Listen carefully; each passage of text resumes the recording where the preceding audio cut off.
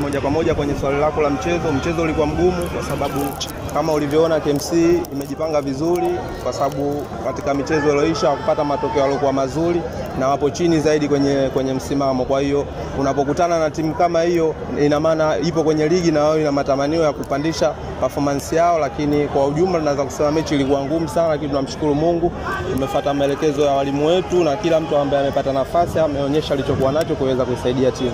Kipindi cha kwanza hamkuanza vizuri, mchezo ulienda kwa moja. Baada ya kwenda mapumziko, mwalimu aliwaambia nini dressing room, na tunaona mlivyokuja kwenye kipindi cha pili timu ilibadilika na kupata magoli matatu?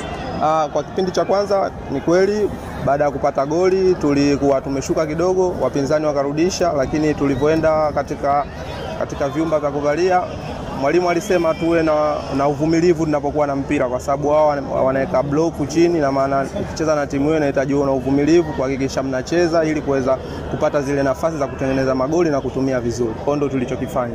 Kwa mwenyewe binafsi umeanza kupata nafasi ya kuanza kwenye kikosi cha Yanga. Tutegemee kuona wapi msimu huu na Yanga Africans?